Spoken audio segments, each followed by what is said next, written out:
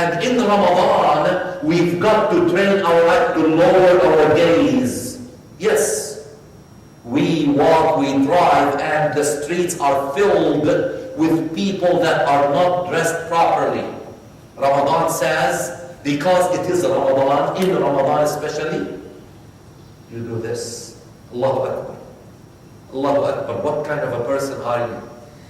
You are surrounded, but Allah subhanahu wa ta'ala created humans, some with a very attractive figures for others. But Allah subhanahu wa ta'ala said, for such, I created that, but I wanted them to protect themselves and keep it for that one special person. But if they decide not to, then for the good muttaqeen, good believers, good Muslimin, they see those people whom shaitan has used as a tool, an instrument to lure good people. The good people say, no, you're not going to get me. And Allah subhanahu wa ta'ala told shaitan in Al-Quran Kareem that as for my good servants, you have no influence effect on them. Shaitan, you can do anything you want, but not on my good servants. You will not be able to touch them. And to become a good servant, abd mukhlas, ibadi al-mukhlasin, not mukhlisin. Mukhlisin means sincere, but mukhlasin, they tried hard and worked hard, so they graduated. They are graduates now. They are graduates. For the graduates who really work hard, you can't have an influence on them. So that's what we have to try to do. Young people, now you have your chance. And number 3, 7 categories of people. Muslim, a man or a woman whose heart is attached to the masjid. They just love to come. They just love to come. Prayers, activities, dinners, social get-togethers, outreach. They love to come to the masjid. And number 4, this involves 2 friends who became friends for the sake of Allah subhanahu wa ta'ala, because they want to remind each other and help each other to practice Islam. For these 2 individuals, they will be protected by the shadow of Allah subhanahu wa ta'ala, by the protection of Allah subhanahu wa ta'ala. Imagine. And then number 5, a person who finds himself or herself in a position where it's easy to perform a sinful act with another human being. But he says, I fear Allah. No.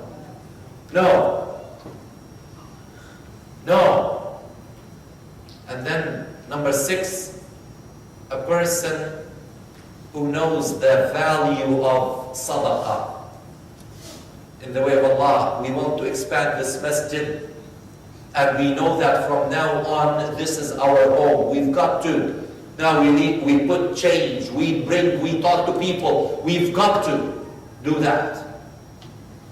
Starting after Ramadan, I will be going knocking door to door on the Muslims and say, our house needs expansion. And I expect each and every one of us to do the same thing. Go to a circle and tell them, we've got to. We can't afford. I can't wait for the day when we will have departments at the Islamic Center. This is the education department. This is the economic growth department. This is the food bank department. This is the political outreach department. And so on and so forth. Because we would like to show the people around us what the real Islam is all about. If we keep our Islam to ourselves, then Allah subhanahu wa ta'ala says, what did you do with Islam when I chose you to come to this country from among the millions of people in Pakistan or Egypt or Lebanon? What did you do with your Islam? You wasted your Islam by just keeping it to yourself. And not only that, you wasted even yourself. You used to pray back home. Now you came, you got married, now you have children, you wasted your children because you let go of your children.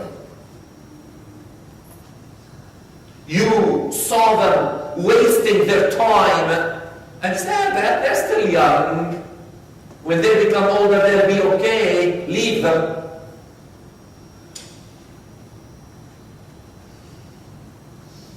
And number seven is for a person who has the habit to wake up in the middle of the night when everyone else is sleeping and have a late appointment with Allah subhanahu wa ta'ala alone. No one. It's not a group interview, Ya'adi. It's not a group interview. It's one-on-one. It's one-on-one. And then there is time and chance to speak with passion. Empty everything. You are having a hard time. Tell Allah subhanahu wa ta'ala about it. Get the relief that you want. How often, when you feel like you want to grab your mother and tell her how much you are suffering, but she's not around you? That chest that used to be a pillow for you, that would embrace you and hug you, is not there anymore. But Allah subhanahu wa ta'ala is always there. Allah subhanahu wa ta'ala will listen to you anytime. Anytime, by the way, you want to go and be with Allah and tell Him and ask for help. He is going to be your counselor. He will guide you. He says, if just talking like this is not comfortable for you, I will teach you a format by which you can tell me about your problem. Do Salat al-Istikhara. Do that.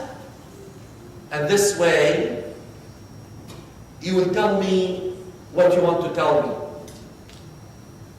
Allah is there. On the 1st of Shawwal, Allah is not going to pack and leave.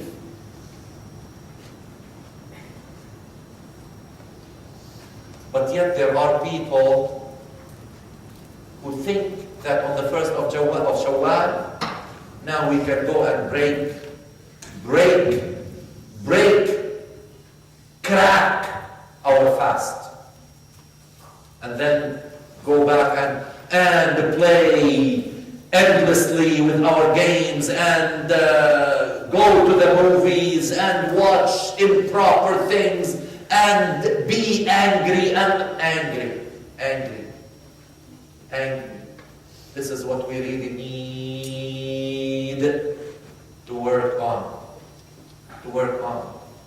Prophet Muhammad sallallahu alaihi wasallam rarely lost his temper.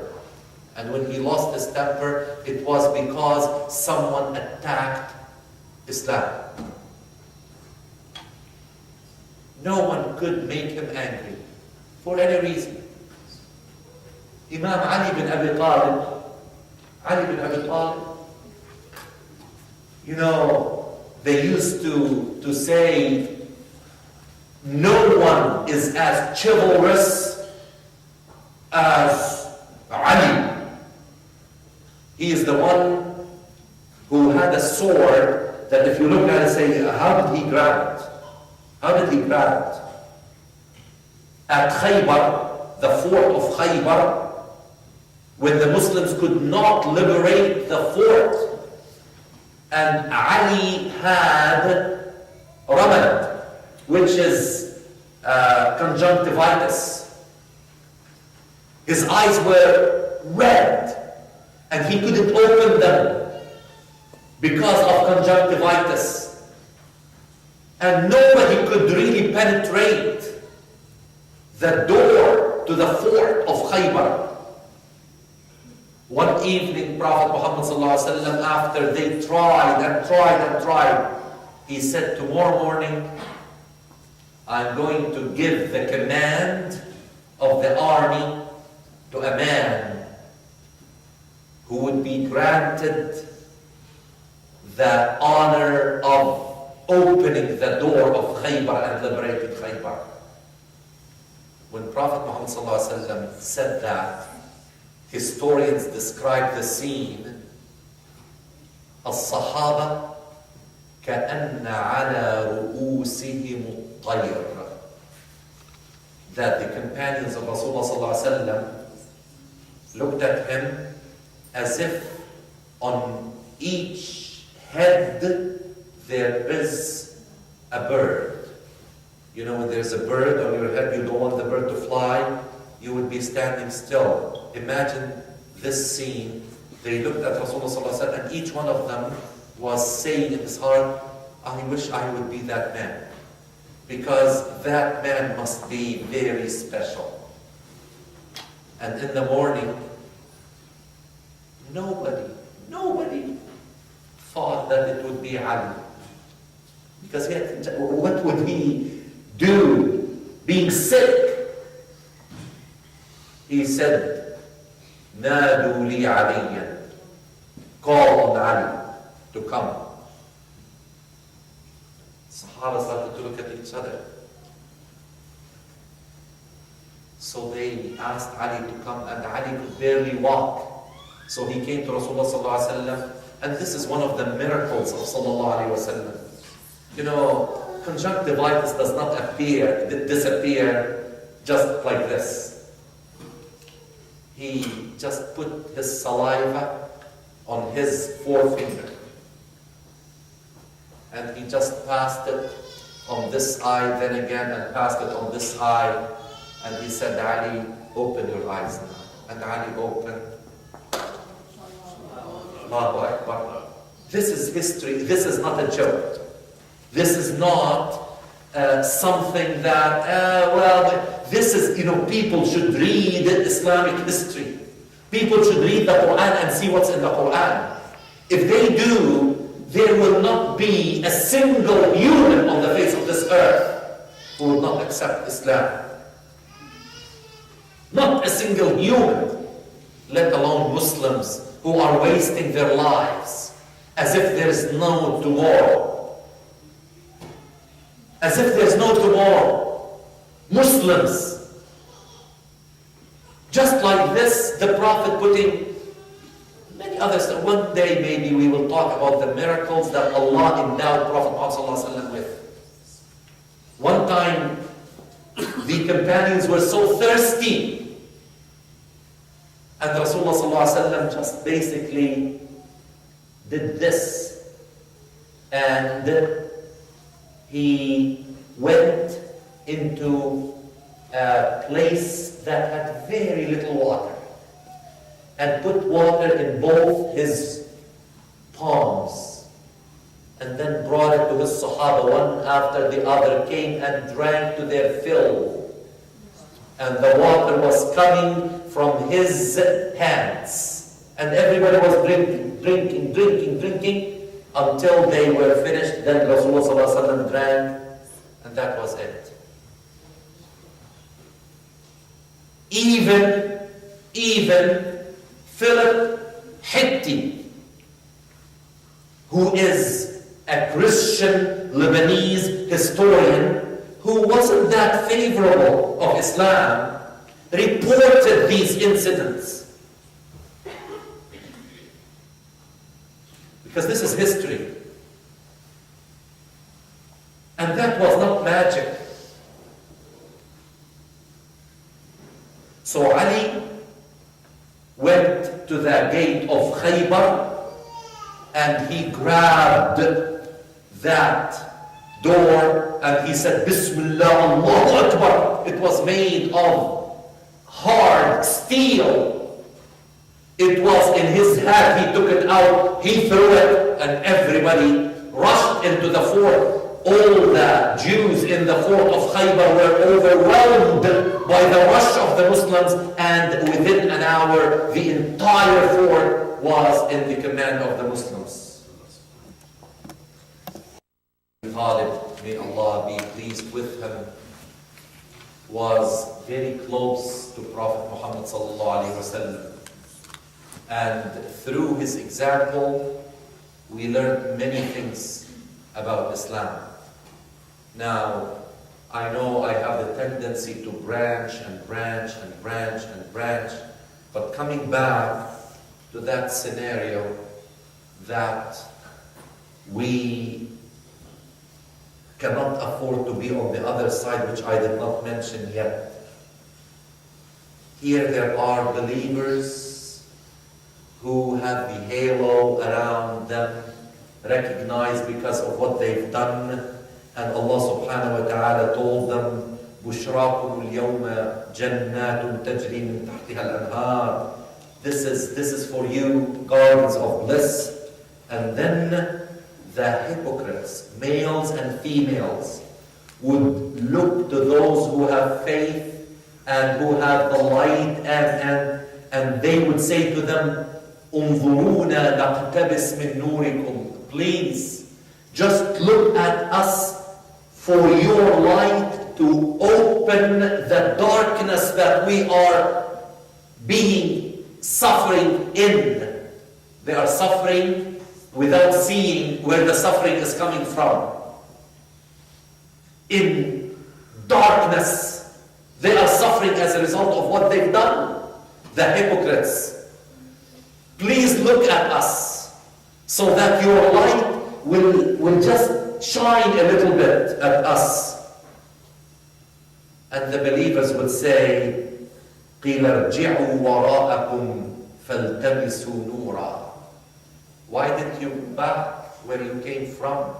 You could have gotten light like we got light. It wasn't too difficult. And then فَضُرِبَ بَيْنَهُمْ بِسُورٍ. Allah subhanahu wa ta'ala separated them with a barrier. لَهُ بَابٍ, with a door that has mercy inside it, and on the outside there is severe punishment. Look, even in that situation, Allah subhanahu wa ta'ala is telling us that His mercy will overcome His anger. That even after some time, those who would have been cleansed, God knows for how long, Allah, because of His mercy, would liberate them from that punishment. But after what? Even now, I know. My daughter would not like this, but I believe, see, Huda is the kind that even if a mosquito would bite her, Bobby, it's hurting me so much. Even that little mosquito, that little thing that will go away, we cannot tolerate it. Imagine years and years and years after waiting 50,000 years, and now the punishment, and God knows for how long. Even though, say, well, you'll be liberated. But after what? After what? Let us put things in perspective. Let us put things in perspective. I would like to end, before giving some time to questions, with a list that I found on the internet that will be a good checklist for young as well as old Muslims who would like to see, what can I do to improve my position with Allah subhanahu wa ta'ala during the days and nights of Ramadan. Look at this. Now, 2 activities before sunrise. They are in the night. Get up for Fajr on time and pray Fajr with Sunnah.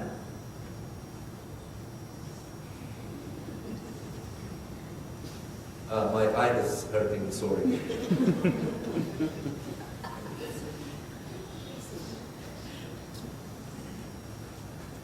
Pray Fajr with Sunnah. And then following that, I will make my morning remembrance of God, dhikr, which means, look at this, children, look at me, children. I finished my Fajr Salat. I said, Assalamu alaikum wa rahmatullahi. Okay, good night. Instead of Assalamu alaikum wa rahmatullah, Assalamu alaikum wa rahmatullah, Astaghfirullah, Astaghfirullah, Astaghfirullah, Allahumma anta as-salam wa minka as-salam, tabarakta ya dhal jalali wal ikram, Allahumma la mani'a lima a'tayt, wa la mu'tiya lima mana'ta, wa la yanfa'u dhal jaddi minkal jadd, la ilaha illa Allah, wahdahu la sharika lahu, lahu al-mulk wa lahu al-hamd, yuhyi wa yumeet, wa huwa ala kulli shay'in qadir, la ilaha illa Allah, wa la na'budu illa iyyah, مخلصين له الدين ولو كره الكافرون الله لا إله إلا هو الحي القيوم. And then when I'm done after Subhanallah, Subhanallah, Subhanallah, Subhanallah, Subhanallah, Subhanallah, Alhamdulillah, Alhamdulillah, Alhamdulillah, Allah, Allah, Allah. And then, this is the chance. Allah is still looking at you. Grab it. Ya Allah, help me with my exam today. Ya Allah, help me with my homework today. Ya Allah, I'm not feeling very well. Give me health, Ya Allah. Ya Allah, help me to solve my problem with, Ya Allah, make me among those who will enter Jannah. Ya Allah, Ya Allah, Ya Allah. And then say, وَآخِرُ دَعْوَانَا. And the last thing I'm going to say, and Alhamdulillah Rabbil Alamin. After all of this I'm going to thank you, Ya Allah. I praise you. Alhamdulillah Rabbil Alamin. You are the Lord of all beings. And then I do this as a sign, as a symbol that I want to grab every little dot or spot or anything of barakah of my dua, and then I do this, and then I go to whatever I want to do. You want to go and sleep a little bit? That's fine. You want to just go and play with your PSP for 15 minutes before you will sleep? Go. But control everything. Now, you see, in the day, I pray all prayers on time and on earliest time possible. Then, number 4, make the recommended dhikr after every prayer. Number 5, pray all the 13 rak'ah of sunnah prayers. Number 6 or 7, I'm not going to say the numbers. Make qunut for the Muslim ummah in a prayer. Qunut means, especially now, Prophet Muhammad told us that if there are hard times passing in the lives of Muslims, we know that Muslims in Somalia are suffering. Muslims in Iraq are suffering. Muslims in Gaza are suffering. Muslims in Syria are suffering.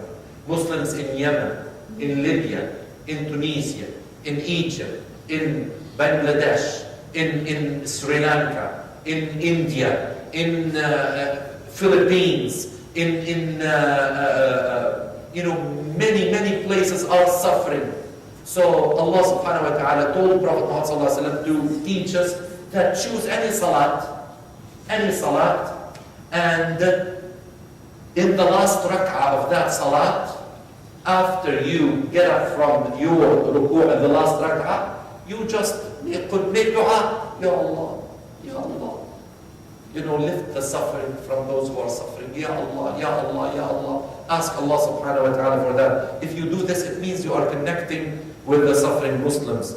And every day, don't forget, it's on the list of good things that will make you a good, righteous, muttaqi, mu'min, muhsin, Muslim. Make a dua for my parents. Make a dua. Don't wait until your parents die for you to make dua for them. Make a dua for them while they are. Ya Allah, if your parents need a dua because they are not that diligent in their ibadah, make a dua from the bottom of your heart. Allah, inshallah, will answer your dua. There was a man by the name of Amir ibn al-Tufayl from a tribe called Daws. Amir ibn Tufayl was the leader of Daws, and his tribe was very hostile to Islam and Muslims and the Prophet Muhammad sallallahu alaihi wasallam. And he passed by Mecca, And the people of Quraysh warned him. They said, Amr, there is a young man who is claiming to be a messenger from a God. And he says things that would make people go into a trance. And while they are in a trance, they believe in something that he says is his religion, is Islam. Make sure you don't listen to him. So Amr was so scared of Muhammad ﷺ that he said, I put the cotton in my ears so that I would not hear what he has to say. And I happened to be coming to the Kaaba, and I saw that man that they called Muhammad making a prayer loud, and I heard him recite, and I couldn't help still with the cotton. I heard his recitation. Immediately I took the cotton because I knew that what he was reciting was not magic, was not a form of a trance, none of that. And I know Arabic, he said. He said, and I know Arabic. And then after he left, I followed him to his compartment, and I knocked at the door, and I entered, and I said, Ya Muhammad, listen, that's what the people of Quraysh told me about you. And I put cotton in my ears, and when I heard you, I couldn't help but listen to you. Now tell me about what you have come up with. So he told him, and then he said, how do I become a Muslim? And then he said, you just make a testimony that there is La ilaha illallah, Muhammad Rasulullah. So I made that testimony, and then I said, Ya Muhammad, I'm leaving you, and I'm going to my tribe, and I am the leader of my tribe, and I will invite them to accept Islam. So he went to Ad-Daws. And when he went to Daws, they were so hostile, they wanted to remove Amr from his position as their leader. So he came back to Prophet Muhammad sallallahu alaihi wasallam. He said, Ya Rasulullah, I wanted to make dua for their destruction because they were so hostile. I tried very hard. So Prophet Muhammad sallallahu alaihi wasallam could have said, Oh Allah, destroy them, how ungrateful they are. Amr, their leader, is asking for that. So Allah, Ya Allah, Prophet Muhammad sallallahu alaihi wasallam raised his hands, and he said, Allahumma hdi dawsan. Allahumma hdi dawsan. He said, Oh Allah, give guidance to those that. He said, go back. And Amr said that as I reached Madarib Qawmi, the place where my tribe lives, I could feel in their eyes that there was something different. And they started to change. And I called them for Islam. All of them went and did ghusl, and they declared shahada, and they came with me back to Muhammad sallallahu alaihi wasallam. And we know the story of the mother of Abu Hurairah. The mother of Abu Hurairah. She was so hostile to Islam, and she used to fight with Abu Hurairah. How dare you, how foolish of you. You are abandoning the religion of your fathers and your forefathers. And he went one day crying because Asma'atni, he said to Prophet Muhammad, Asma'atni anka ma akrah ya Rasulullah. When she said bad things about Prophet Muhammad sallallahu alaihi wasallam, he started to cry. He couldn't take it. He went to Prophet Muhammad sallallahu alaihi wasallam and he said, O Messenger of Allah, please make dua for my mother. And Rasulullah sallallahu alaihi wasallam said, Allahumma hdi umma Abi Hurairah. He said, Oh Allah, give guidance to the mother of Abu Hurairah. He rushed home. Look at this. This is how it is written in all the books of Sirah. He rushed home, and as he was about to open, they didn't live in mansions, by the way. They lived in little compartments. To open the door, he wanted to go home. She said, عندك يا أبا هريرة. Don't enter. I will tell you when I'm done. And he said, I was hearing cans and things, water and when she was done, she called him. She had just finished ghusl to declare shahada. To declare shahada. So he opened the door and she said, يا أبا هريرة أشهد أن لا إله إلا الله وأشهد أن محمد رسول الله, because of the dua. So make dua to your parents. Make dua to your parents every day, and Allah will answer your dua, inshallah. Commanded one good thing. Just find something good and tell others to do it. Forbid one evil thing. Pray more than one fard prayer at the masjid, to come to the masjid and pray in jama'ah. Read tafsir of one verse of the Quran. Read a new hadith and its meaning. And I will continue this next time, inshallah. But I would like to give 5 minutes for questions, inshallah. Jazakumullah khair. Wassalamu alaikum. If you have any question about Ramadan, fasting, anything, yes?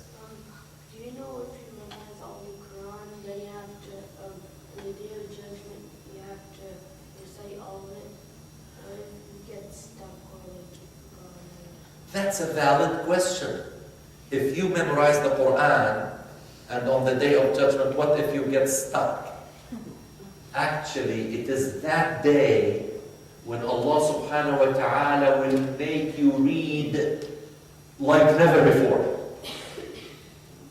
On that day, you would not stutter, you would not, nothing. You will have an easy time, inshallah. But memorize Quran. I want all of us, inshallah, especially the young children, to do this. I want all the children, especially, to do this, please, with me. We are going to make a dua. All the children, young people, old people, everybody, please, and from the bottom of your heart, please make this. We are going to ask Allah subhanahu wa ta'ala for a favor. No, and don't look at anybody. Don't laugh. For just a few seconds, don't even smile. Accept that which is enough to show that you are happy, because you are talking to Allah subhanahu wa ta'ala. And repeat after me, young children, but older people you don't have to repeat. Older people in your heart, but young children, repeat after me. Oh Allah, come on, oh Allah, please help me to read the Quran properly and to understand it and to memorize as much as I can. Ameen. Ameen. Any other question? Yes. Notice the questions are coming from the young people. I love it.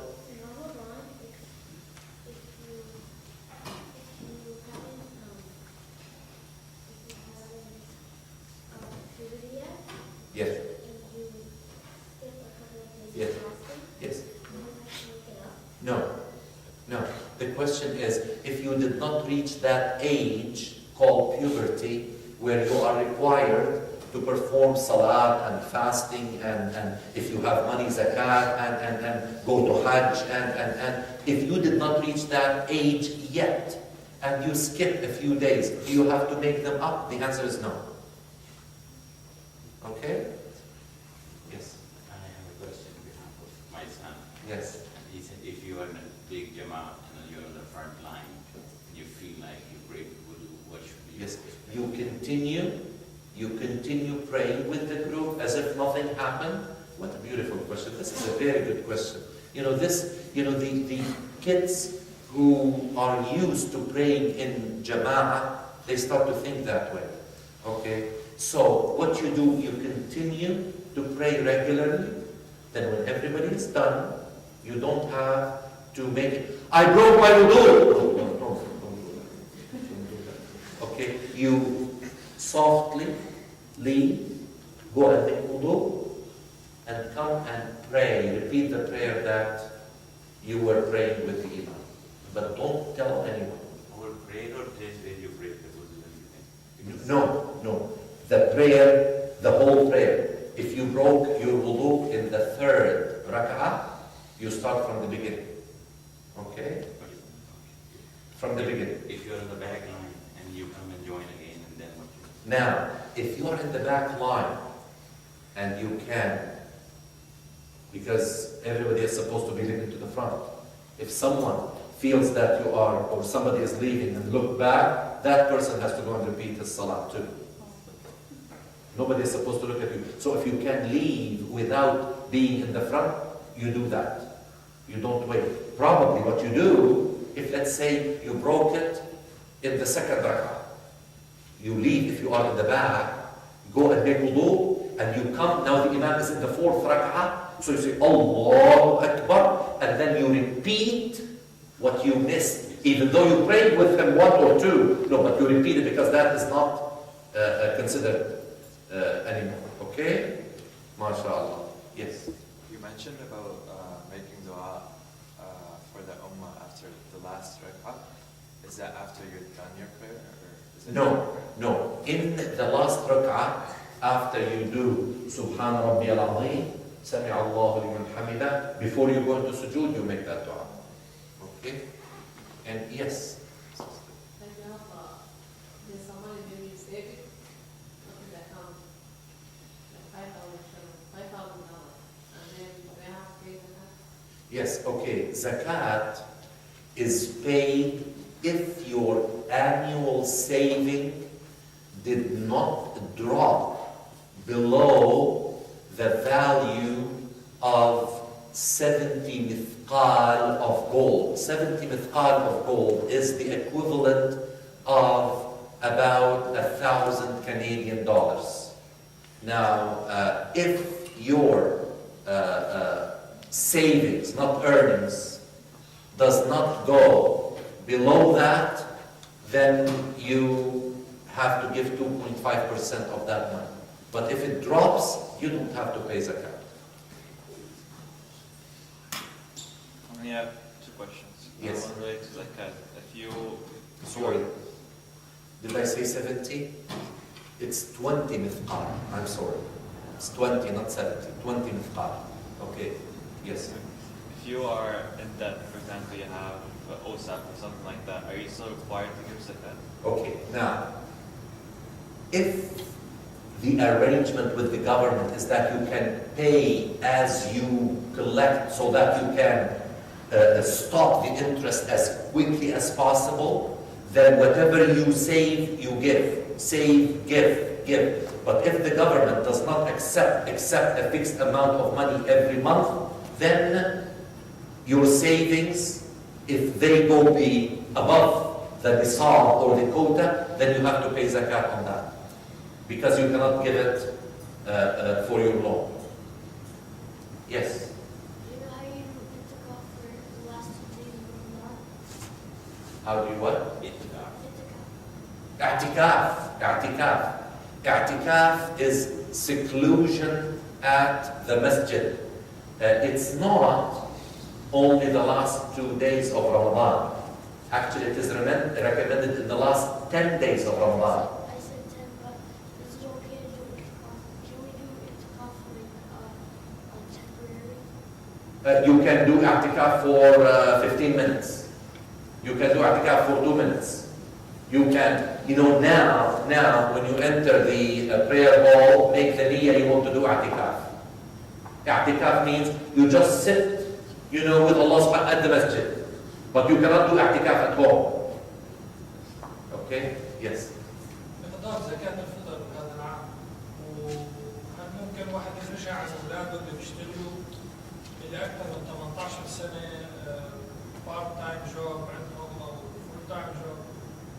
Okay, now zakat al-fitr. Can a father spend it on behalf of his children who are over 18 and working, even if they are working part-time? The rule is no. The rule is that you should have enjoined upon them the importance of paying zakat al-fitr. They should feel that they are paying it from their own money. You are not responsible for them. But your responsibility lies in reminding them and teaching them and making them realize that this is something that their fasting will not be accepted without. But it is not your responsibility. However, If you know that they need this money for their tuition and you volunteer to pay it on their behalf, you have to tell them that I am doing it on your behalf so that you will save that $10 and put it for your tuition or whatever. But better to help them with their tuition and they pay from their own money their zakat. It's the same thing. But let them pay their own zakat to feel that they are doing. Inshallah. Nah. How many dollars? For zakat al-fitr, it's between $7 to $10 per individual. Even infants, even little children, $7 to $10. RRSP. Okay, RRSP, what you do is you ask your financial advisor, if I collect them today, how much tax do I have to pay? You deduct that, and then 2.5% on the lowest value from last year till this year. If that lowest value was above the quota, the nisab, then you pay 2.5% on the lowest value. Yes? What is the concept? No, either husband or wife are allowed to question. We have already done this quota. Oh, okay. So what is the concept for women in Qatar? Like, can they come to the masjid for the kibbah, or they can do at home? If the husband agrees. Permission. Are you happy with me? He's very Did happy. you see what he did? Something she has to ask. But yeah, if the husband agrees, then if she doesn't have children who may wake up and miss their mother, and then yes, she can. Yes. Is there an English word equivalent to barakah? Like just one single word? Equivalent to barakah? Blessing. Blessing? Yeah. If the child is within 16 years old and no one pays zakat, And he's not what? if the child is 18 and has no job, Yes. he lives in the Yes, absolutely. Yes. Good question. If the child, okay,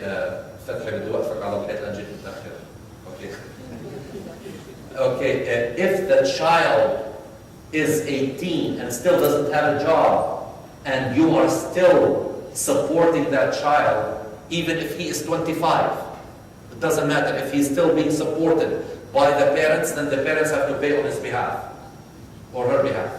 Okay? Yes. Okay, if the child is like my sister, Yes. Yes. doesn't live with my dad, you have to pay father. Now, are you responsible for her? You volunteer to be responsible for her financially, Yeah. right? Then you pay on her behalf. Okay? Otherwise, you can tell her to go back home. If I have a house in back home, If you have a house, the back home and someone rented, yes. I have to pay most gas for that. Yes, the house, you find what its value. You see, the rent that you make, you add it to what you collect for the year. And then it's added to the pool of what you save, right? The rent. You may use from the rent to maintain that house, to do whatever you want to do, and then the leftover, you put it in your pool, then this is separate. But the house that you are using for investment, you find its value, the lowest value of the house during the year. Like, you think that the house that I built the house or the money I collected, I spent? No, the value of the house now. Okay? You compare it with the value of the house last year. And through the year, if the market went up and down, it may be difficult to know, during the year. All you have to do, if that is difficult, is to how much was it a year ago, how much is it now, and then 2.5% on the value of that house. But the house you live in, you don't pay zakat. The other question, like, if I want to send the money to zakat to Africa, okay? If you want to send My zakat, zakat to Africa, what I take here. Where do you pay for that? Where you live? wherever there are needy people. Wherever there are, in the old days, at the time of Rasulullah, when needy people existed in every community, he recommended that you pay it within your community. First, let your community use that money. But now, there are communities that don't need that money. Then what about the zakat collected to the district Yes, you can. Yes, you can. You can pay your zakat al-mal to this masjid because it's under the category of fi sabilillah. We need this masjid fi sabilillah. Yes. Since we're on the topic of zakat, is it a fixed amount every year, or could it be a periodic payment, like for zakat? No, you can pay 3 years in advance. But, oh, okay. You can pay But say for the year, say for this year, for example, is it one fixed amount, or can you separate it? Can you make it a periodic payment? You can, sure, absolutely, absolutely. Yes, you can pay 3 years in advance, and you can say, I don't want to pay it in lump sum, even though you don't know what that lump sum would be. Okay? You can say, I will pay it as it comes. If at the end of the year you calculate it and you still owe, you pay the difference. If you have paid more, then that more can be carried over to the following year. I know, okay, 5 more minutes and then we have to pray Zohar. Yes. Okay, if it is zakat of your money, then it has to be money. Okay, what do I mean by that? You may be too young for that to understand it, but, if people own farms and produce and farm animals, if they own business transactions, if they own investments, if they own RSPs, if they own gold, if they own, they pool all of that, they calculate its value in money, and then they calculate 2.5% of that. Any other yes?